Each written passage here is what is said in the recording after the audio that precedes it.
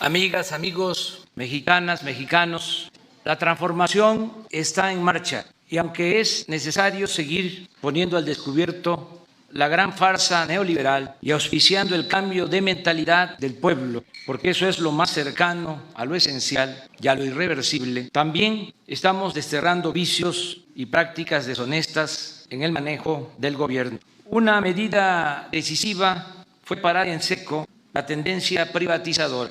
Se dejó de entregar concesiones a particulares en minas, agua, hospitales, puertos, vías férreas, playas, reclusorios y obras públicas. Pero lo más importante, hemos detenido las privatizaciones en el sector energético, en petróleo y electricidad.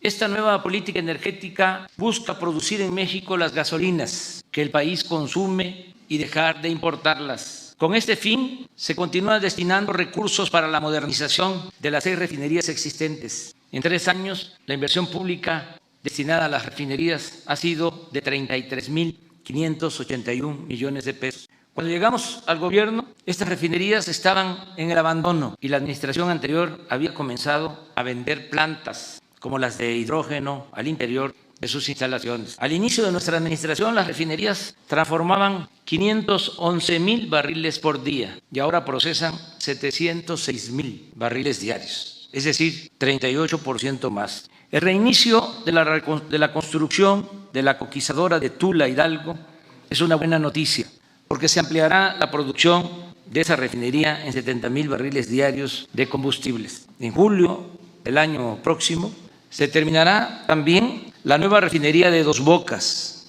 Paraíso, Tabasco, con capacidad para procesar 340,000 barriles diarios. Cabe recordar que desde hace 42 años, significativamente desde el inicio del periodo neoliberal, no se había construido una nueva refinería en nuestro país. La última fue la de Salina Cruz, Oaxaca, que empezó a operar en 1979.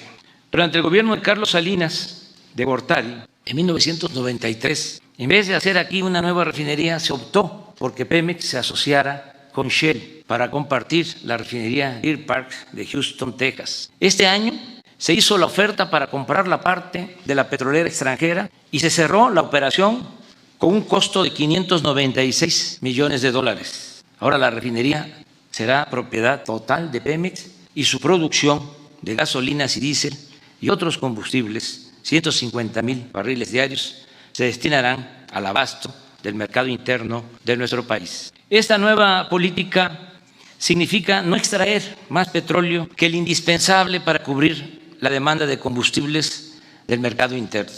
Con esta producción moderada cumpliremos el compromiso de reponer como norma el 100% de las reservas probadas y ayudaremos así a reducir el uso excesivo de combustibles fósiles. En suma, seguiremos actuando de manera responsable y no se afectará la herencia de las nuevas generaciones. En cuanto a la industria eléctrica, vamos a impulsar este mes, voy a enviar al Congreso una iniciativa de reforma constitucional que permitirá reparar el grave daño que causó la privatización al sector público y a la economía popular. Pues mientras el mercado de esta industria se abrió para dar preferencia a empresas particulares, nacionales y sobre todo extranjeras, con la entrega de subsidios, entre otras prebendas, las plantas de la Comisión Federal de Electricidad fueron completamente abandonadas. Ahora estamos modernizando las plantas hidroeléctricas para reducir el uso de combustible y carbón en la producción de electricidad. La energía que se produce con agua es limpia y barata, de ahí que hayamos decidido cambiar turbinas antiguas por equipos modernos, lo cual nos permitirá aprovechar la infraestructura existente y el agua de los embalses para producir más electricidad sin construir nuevas presas, sin causar afectaciones y reducir la emisión de gases de efecto invernadero. En pocas palabras, la meta es que tengamos abasto público suficiente de energía eléctrica, que no haya apagones y evitar en los hechos que los consumidores domésticos paguen la luz con tarifas más elevadas que las corporaciones empresariales y las grandes cadenas comerciales. Con presupuesto federal, sin las onerosas asociaciones público-privadas, las llamadas APP, o el otro invento contra la hacienda pública, llamado Pidiregas, estamos construyendo carreteras, presas, hospitales, universidades, escuelas, acueductos, sistemas de drenaje, plantas de tratamiento de aguas residuales, puentes, refinerías, vías férreas, centrales eléctricas, aeropuertos, cuarteles, bibliotecas, parques, mercados, estadios, unidades deportivas y otras obras. Repito, sin asociaciones público-privadas, sin PIDIDEGAS y sin deuda, con presupuesto público. Destacan la construcción del aeropuerto Felipe Ángeles y el programa integral del Istmo de Tehuantepec para articular puertos, trenes y crear una vía rápida de comunicación entre países de Asia y la costa este de Estados Unidos. Asimismo, el Tren Maya llevará bienestar a la región de mayor riqueza arqueológica, cultural y turística del país y una de las más importantes del mundo. Tan solo en la ejecución de estos tres grandes proyectos se están generando 143.137 empleos directos y 277.049 indirectos. Por otra parte, está en marcha la integración económica y comercial con Estados Unidos y Canadá. El acuerdo de cooperación con soberanía entre nuestros países significa producción, empleos, mejores salarios y crecimiento en el norte del continente americano. Como complemento al tratado para intensificar la actividad productiva y comercial en la franja fronteriza del norte, desde el comienzo del gobierno se puso en práctica una estrategia de estímulos fiscales que consiste en reducir a la mitad el cobro del IVA y del impuesto sobre la renta, homologar el precio de las gasolinas y el diésel con el de los estados fronterizos del país vecino y aumentar al doble el salario mínimo. Todo ello aunado a un amplio programa de desarrollo urbano y vivienda en los municipios de Tijuana, Mexicali, Nogales, San Luis Río Colorado, Ciudad Juárez, Acuña, Piedras Negras, Matamoros, Nuevo Laredo y Reynosa. Aunque continúan los contagios, se ha reducido considerablemente el número de hospitalizaciones y de fallecimientos por COVID. La principal razón de esta disminución en la intensidad de la pandemia es el Programa Nacional de Vacunación, que ha funcionado con eficacia y ha llegado a todos los pueblos de México. Hasta hoy hemos recibido 103.296.665 dosis de vacunas Pfizer, Sinovac, Sputnik, AstraZeneca, Johnson & Johnson, CanSino y Moderna, de farmacéuticas y gobiernos extranjeros que han demostrado con hechos su solidaridad con México y con su pueblo. Destaco el apoyo de Cuba, Argentina, Rusia, China, India y Estados Unidos. Se ha vacunado al menos con una dosis al 65% de la población y reitero el compromiso de que en octubre próximo la totalidad de los habitantes mayores de 18 años tendrán cuando menos una dosis, a fin de que lleguemos mejor protegidos al invierno, que es la temporada en la que se presentan con mayor frecuencia las enfermedades respiratorias. El que tengamos menos hospitalizados y sobre todo el que se haya reducido considerablemente el índice de letalidad, es decir, que haya menos fallecimientos entre las personas contagiadas, resulta un logro humano muy importante, pero también un indicador para la normalización de la actividad educativa, productiva y social del país. Antier, de lunes, comenzó el nuevo ciclo escolar con la participación entusiasta de maestras, maestros, madres y padres de familia, así como de 11 millones de niñas y niños y adolescentes que luego de 18 meses regresan a recibir clases presenciales a la escuela, que es su segundo hogar y el principal centro de convivencia para compartir afectos y tristezas y para recargarse de humanismo y solidaridad. En el campo se está produciendo sin limitaciones. El año pasado la producción agropecuaria aumentó 2% y esa misma tendencia se registra en lo que va de 2021. El sector industrial está en franca recuperación, al igual que el comercio, el turismo, el sector restaurantero, la aviación y otros servicios. Casi todos los pronósticos para este año coinciden en que la economía crecerá alrededor del 6%. La inversión extranjera en el primer semestre fue de 18.433 millones de dólares, 2.6% mayor a la registrada en el mismo periodo del año pasado y la mejor en la historia del país.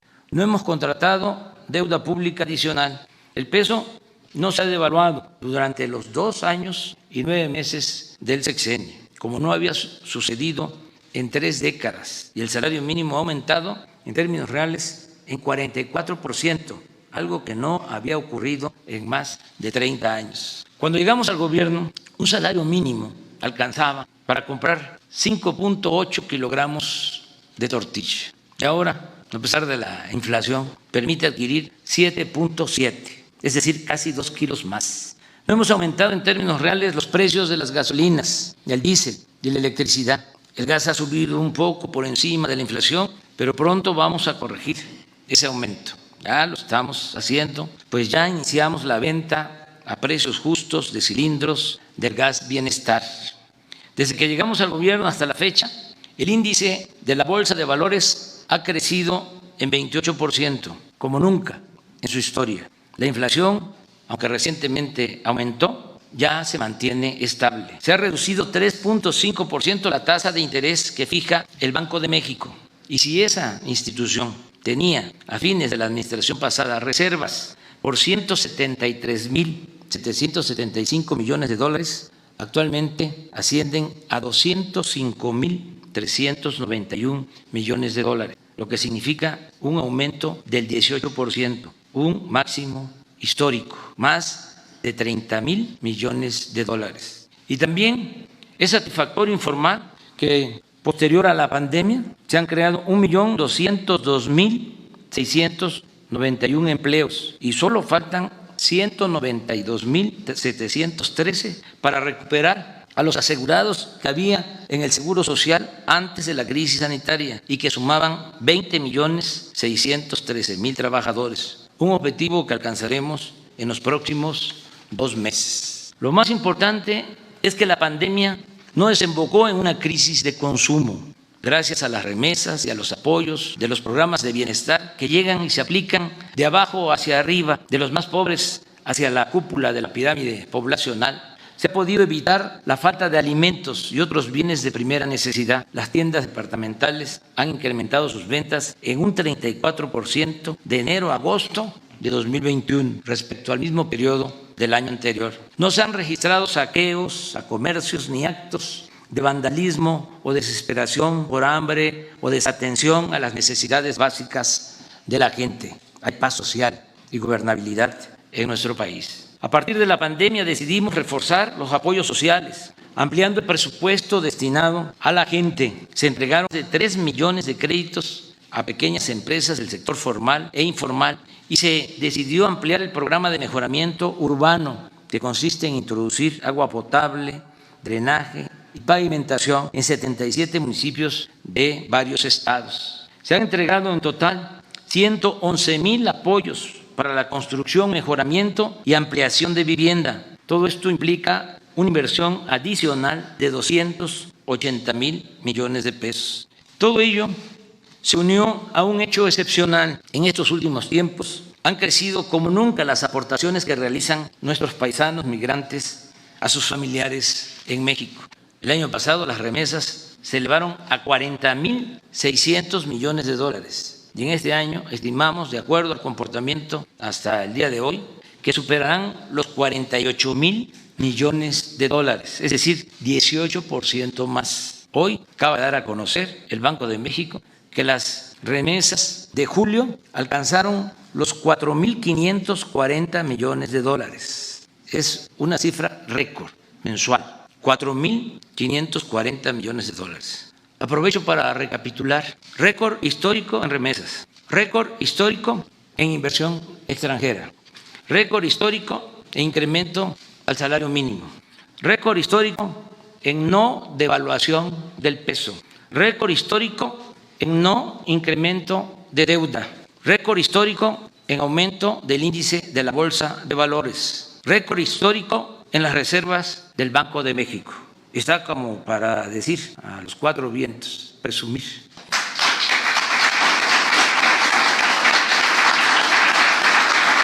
Pero no he terminado porque lo que acabo de escribir es como para decirle a los tecnócratas neoliberales: tengan para que aprendan.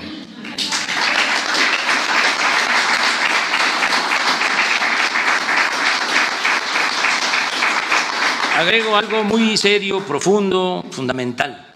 El dinero de las remesas llega hasta abajo, a las familias y comunidades más pobres del país. Estamos hablando de más de 10 millones de envíos de $380 mensuales en promedio por familia, 7,600 pesos mensuales. Esta derrama de recursos, aunada a otra cantidad similar que se destina del presupuesto público a los distintos programas de bienestar, es la esencia de nuestra estrategia para enfrentar la crisis. En otras palabras, con esta inyección rápida y directa de recursos a las familias, se ha fortalecido la capacidad de compra o de consumo de la gente y con ello se ha podido reactivar pronto la economía. Todos los días desde las 6 de la mañana, de lunes a viernes, realizamos en Palacio Nacional, aquí en Palacio Nacional, reuniones del Gabinete de Seguridad, integrado por las Secretarías de Gobernación, la Secretaría de la Defensa, la Secretaría de Marina y la Secretaría de Seguridad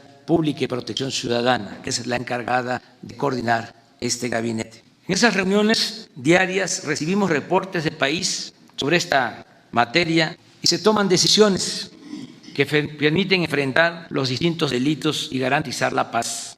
Fruto de este trabajo perseverante, conjunto, son los siguientes resultados. En el tiempo que llevamos en el gobierno, se redujo el robo de combustibles, el llamado huachicol, en 95%, los homicidios en 0,5%, el robo de vehículos en 28%, el secuestro en 18%, y así en casi todos los delitos del fuero común y federal. En suma, de 11 delitos considerados como de mayor impacto, solo 3 han presentado aumentos. El feminicidio, que creció en 13% y que posiblemente, reitero, antes no se clasificaba como ahora. La extorsión, que aumentó en 28%, y el robo en transporte público individual, que creció 12%.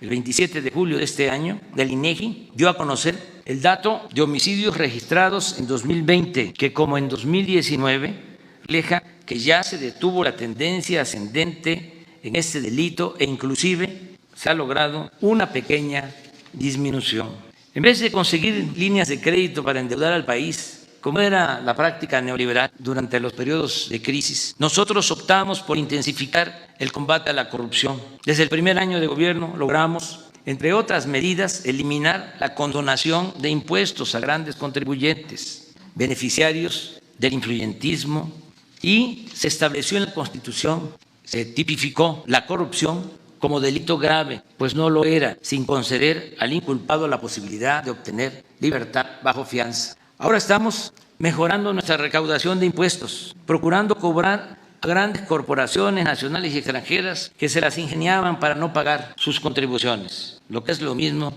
para delinquir y gozar de impunidad.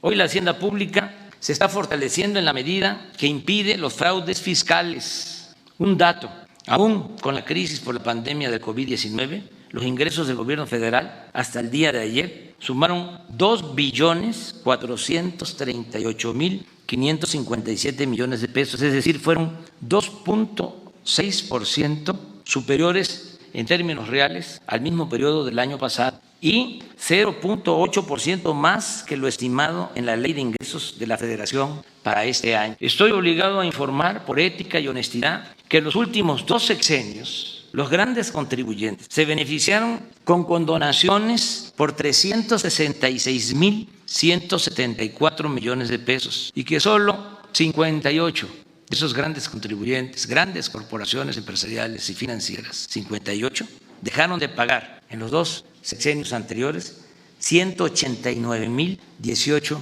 millones de pesos. Ahora, por el contrario, no existe el ofensivo privilegio de las condonaciones. Estamos cobrando deudas vencidas y no se tolera el fraude fiscal. Esto es posible cuando se actúa con integridad y honradez, cuando se tiene autoridad moral y autoridad política. La mejor demostración de las ventajas de esta estrategia, que consiste en actuar con honestidad, se advierte con claridad en el comparativo de costos, calidad y tiempo entre la construcción que realizan los ingenieros militares del Aeropuerto Civil de Santa Lucía, General Felipe Ángeles, y el fallido proyecto del aeropuerto de Texcoco. Esa obra, cancelada por decisión del pueblo, tenía un costo estimado, sin considerar otras pérdidas, de más de 300,000 millones de pesos. En contraste, el Aeropuerto General Felipe Ángeles se construirá con menos de 80,000 millones de pesos. Y aún sumando los 100,000 millones que costó la liquidación a empresas que mantenían contratos en el proyecto de Texcoco, obtendremos un ahorro de alrededor de 120,000 millones de pesos.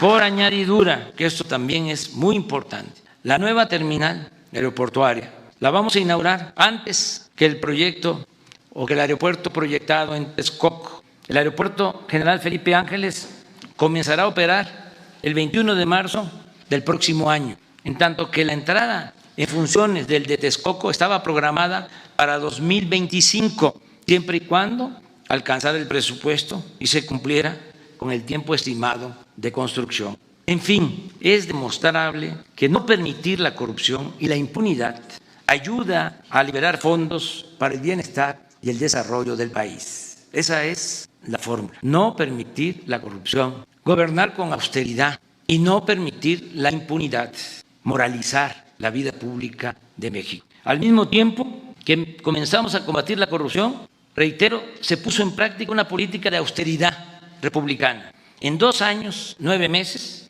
hemos ahorrado 1.400.000 millones de pesos en compras y contratos, reduciendo al mínimo el robo de combustible, el llamado huachicol, y disminuyendo drásticamente la defraudación fiscal y otras malas prácticas dañinas que proliferaban en la hacienda pública en el antiguo régimen. La austeridad, la cancelación de fideicomisos, de contratos leoninos y fondos que se manejaban de manera discrecional, deshonesta y en beneficio de minorías, también nos han permitido liberar más presupuesto en beneficio del pueblo. Con esta fórmula de combatir la corrupción y gobernar sin lujo ni frivolidad, hemos podido cumplir los compromisos de no endeudar al país, no aumentar impuestos, no subir los precios de los combustibles y, lo más importante, esta nueva política económica afincada en la moralidad nos ha permitido financiar programas sociales para el bienestar de nuestro pueblo, en especial para los más pobres y marginados. Ya es una realidad la pensión universal para los adultos mayores, que va a ir aumentando. Para enero del 2024, todos los adultos mayores del país van a recibir el doble de lo que se les entrega en la actualidad.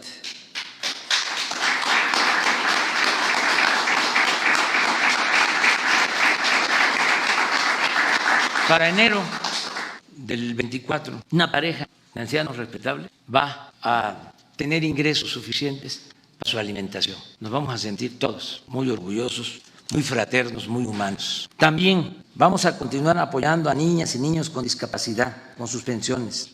Se van a seguir entregando las becas a estudiantes de familias pobres y la atención médica y los medicamentos se entregarán, o mejor dicho, se seguirán entregando en forma gratuita. Programas que, por cierto, ya se elevaron a rango constitucional y están establecidos como derechos de observancia obligatoria para quien esté en el gobierno. Además de estas acciones emprendidas desde el principio, se ha atendido al campo, se ayuda de manera directa con recursos económicos a productores, a pescadores, se establecieron los precios de garantía, se están sembrando árboles frutales y maderables en 1 millón de hectáreas y hay 420,000 sembradores que reciben un jornal para cultivar sus parcelas, sean pequeños propietarios o ejidatarios. Se entregan fertilizantes a todos los productores de Guerrero, que suman 340,460 personas, así como a otros 62,536 de Puebla, Tlaxcala y Morelos. Este programa de fertilizantes gratuitos lo vamos a ampliar el año próximo a otros estados. 1.800.000 jóvenes han trabajado como aprendices con una percepción de un salario mínimo en el programa Jóvenes Construyendo el Futuro. No hemos dejado de pagar a médicos, enfermeras, soldados, marinos y otros servidores públicos. Se canceló la mal llamada reforma educativa. 56,000 comités escolares formados por maestros, alumnos, madres y padres de familia ya reciben de manera directa el presupuesto para el mantenimiento de las escuelas. No han faltado los libros de texto para el nivel básico y educación media superior y se trabaja en mejorar sus contenidos. Están terminadas o en proceso de construcción 140 universidades públicas. Hemos aumentado en 9,370 las becas de posgrado e investigadores para llegar a un total de 125,816 y recientemente se amplió al doble el número de médicos que recibirán una beca para cursar una especialidad en el país o en el extranjero. 85,988 comunidades ya cuentan con conexión a Internet. El año próximo serán 122,000 y en 2023 la red cubrirá todo el territorio nacional. Sigue en expansión el Banco del Bienestar, para el cual se han construido hasta ahora 1,064 sucursales. Hay 368 más en proceso y en los próximos 2 años tendrá cobertura hasta en las regiones menos comunicadas del país, con 2,700 sucursales del Banco del Bienestar. En materia de promoción cultural, hemos publicado 79 títulos de grandes autores, con 4,380,000 ejemplares, gratuitos o a precios módicos. Se incluye la colección 21 para el 21, con motivo de la conmemoración del México independiente. Están en construcción los parques culturales y ecológicos del Bosque de Chapultepec y del Lago de Texcoco. En estos 2 años y 9 meses de gobierno hemos tomado decisiones trascendentes y consideramos que se ha trabajado con intensidad y en bien del pueblo. Por ejemplo, de los 100 compromisos que hice en el Zócalo el 1 de diciembre de 2018, al tomar posesión, hemos cumplido la gran mayoría, 98 de 100 compromisos.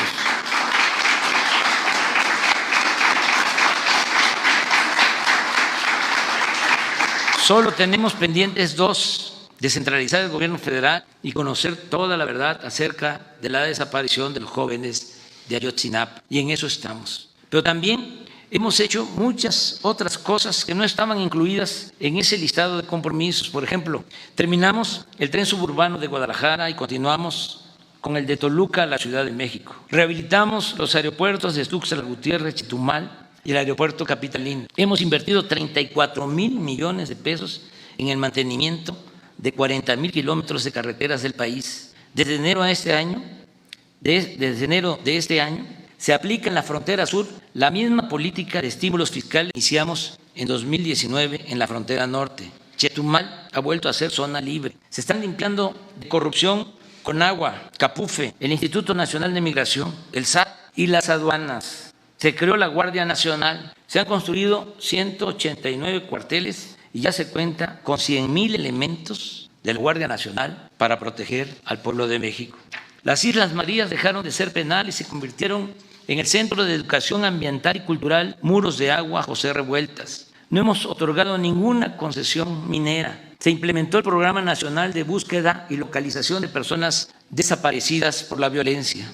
Se reinstaló a todos los maestros despedidos por la imposición de la mal llamada reforma educativa y se están reparando daños cometidos a personas o familiares afectados por la corrupción neoliberal o por la violación de Estado, como los casos de la guardería ABC en Hermosillo, Sonora, y Pasta de Conchos en Coahuila. Se mantiene el programa de protección a periodistas. Se creó el Instituto para devolver al pueblo lo robado. Se inició la entrega de mercancías decomisadas en beneficio de comunidades pobres. Se ayuda a los damnificados por inundaciones y otros fenómenos naturales, tanto en México como en el extranjero. Hasta ayer habíamos ofrecido 685 conferencias de prensa de 7 a 9 de la mañana, de lunes a viernes. He visitado como presidente todos los estados del país, unos menos, 4 veces y otros hasta en 28 ocasiones. Entró en vigor el nuevo tratado comercial con Estados Unidos y Canadá. Se aprobó la nueva ley laboral para garantizar el voto directo y la democratización de los sindicatos. Se aumentó en los hechos el reparto de utilidades. Se terminó con la subcontratación y se redujo el costo de administración de las AFORES. Se ha basificado a 400,000 trabajadores de la educación. Se han entregado puntualmente las participaciones federales y los recursos del presupuesto que por ley corresponden a estados y municipios. La independencia de los poderes legislativo y judicial y de la Fiscalía General de la República es una realidad. No se fabrican delitos ni se persigue o espía a opositores. La represión política ha dejado de existir y han quedado atrás las presiones del poder público a los medios de información para influir en su línea editorial. No hay escasez de alimentos, materias primas o combustibles. El sistema financiero funciona normalmente. Solo han habido 20 huelgas de trabajadores. Las manifestaciones de protesta se han reducido al mínimo. Los créditos del Infonavit y del Fobiste se entregan de manera directa a los trabajadores y no hay desalojos por causas injustas o deudas contraídas con estos organismos. Ofrecimos asilo al expresidente Evo Morales y a sus colaboradores. No tenemos conflictos con ningún gobierno en el mundo.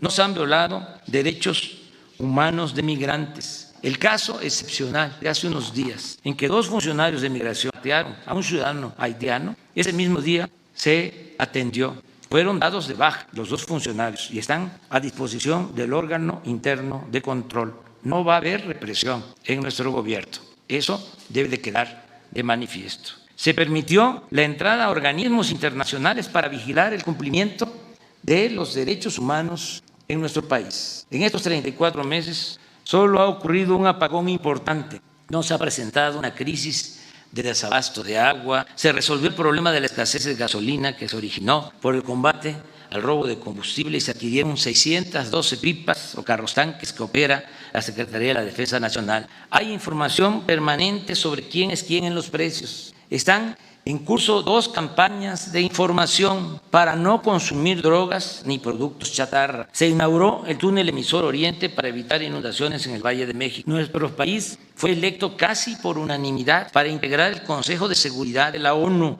y en noviembre próximo asumiremos la presidencia de ese organismo.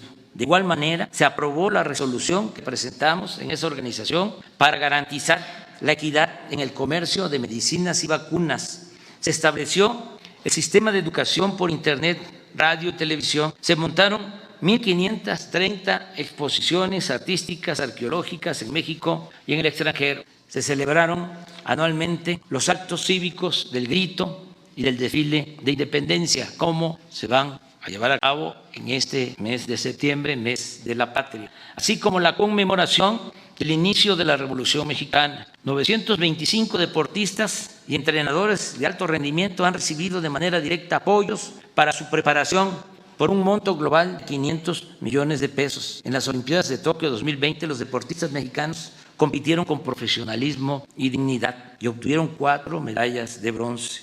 Quienes participan en los Juegos Paralímpicos son un orgullo nacional. Han conseguido hasta ahora 5 medallas de oro, 1 de plata y 8 de bronce. En este mes, cuando regresen, a ellos y a todos los de la delegación que representó a México en las Olimpiadas de Tokio, se les entregarán, incluyendo a sus entrenadores, estímulos económicos. Como indicador alternativo y complementario al Producto Interno Bruto, se está elaborando el índice de bienestar. Se lleva a cabo el proyecto Agua Saludable para la Laguna de Coahuila y Durango. Se ha consolidado el Servicio de Protección Federal para prestar seguridad a la Secretaría y organismos de la Administración Pública Federal. Ha iniciado el proyecto de construcción del nuevo aeropuerto de Tulum, Quintana Roo.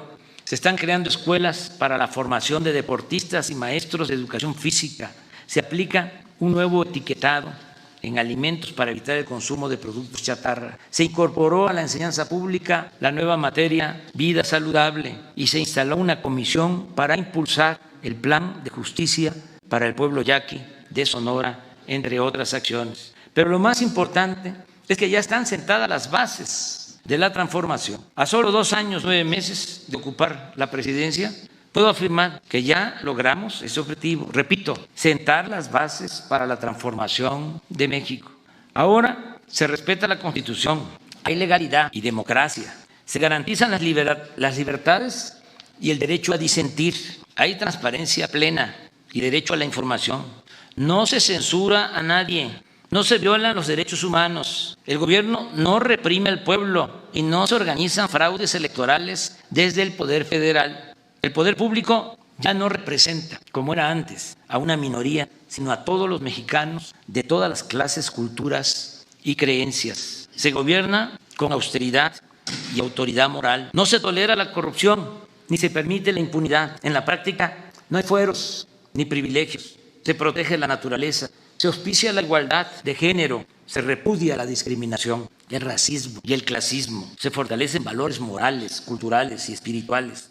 se cuida y se promueve el patrimonio cultural e histórico de México. Es un timbre de orgullo el que, a pesar de la crisis sanitaria y económica que provocó la pandemia y con todo y el sufrimiento que nos causó, no dejamos de trabajar, consumar la cuarta transformación de la vida pública de México. Es evidente que si avanzamos y resistimos es porque nos decidimos a enfrentar en primer término, en primer lugar, la peste de la corrupción que tanto daño ha causado a México y a su pueblo. Esto siempre lo ha sabido el pueblo, pero es ahora que se comprende mejor y se asiente como una realidad, porque el dinero que antes se robaban ahora llega a los de abajo, a los olvidados, a los marginados de nuestro país. Puedo afirmar a ese respecto que el 70% de los hogares de México está inscrito en cuando menos un programa de bienestar o se beneficia de alguna manera del presupuesto nacional, y que el resto, el 30% de los mexicanos con mejores condiciones económicas y de trabajo,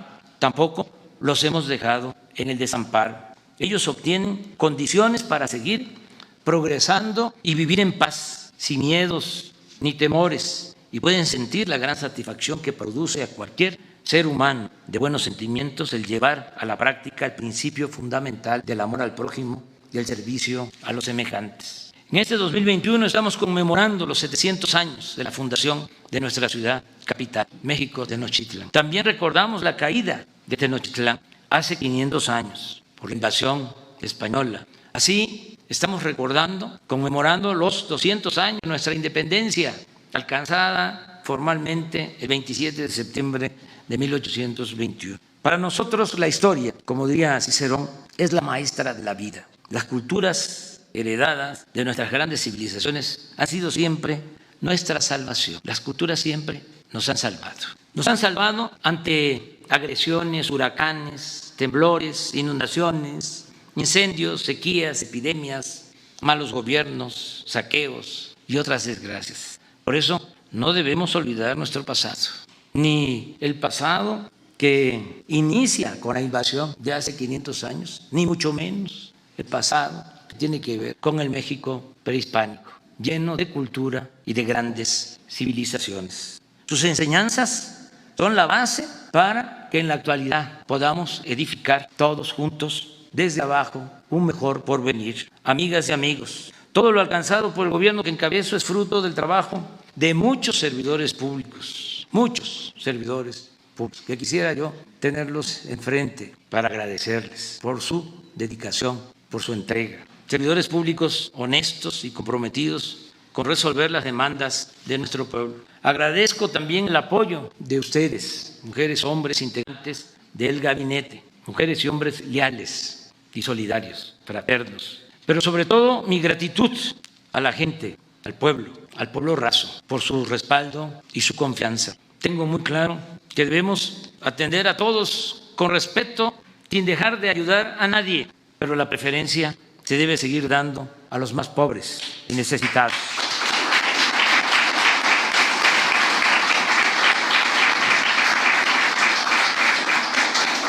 Es decir, debemos seguir aplicando el criterio de que por el bien de todos, primero los pobres. Como lo escribí en la introducción de mi libro, de mi nuevo libro, que se llama precisamente A la mitad del camino. Es tan importante lo logrado hasta ahora, en este periodo, que hasta podría dejar ahora mismo la presidencia sin sentirme mal con mi conciencia, que es lo que estimo más importante en mi vida. Reitero, es mucho lo realizado y sería muy difícil de dar marcha atrás a decisiones o acciones que se han tomado en bien del pueblo y de la nación. ¿Cómo podrían los conservadores, por ejemplo, quitar las pensiones a los adultos mayores? ¿Cómo podrían suprimir las becas a los estudiantes pobres? ¿Cómo volver al lujo, a las extravagancias en el ejercicio del gobierno? ¿Cómo regresar a la condonación de impuestos a las grandes corporaciones económicas o financieras? ¿Cómo retornar a la privatización depredadora de los bienes públicos? ¿Cómo lograrían que volviera a imperar la corrupción en nuestro país? En fin, un retroceso no sería cosa fácil. Vamos bien y estoy seguro que la gente va a votar a finales de marzo del año próximo porque continúe mi periodo constitucional hasta finales de septiembre de 2024.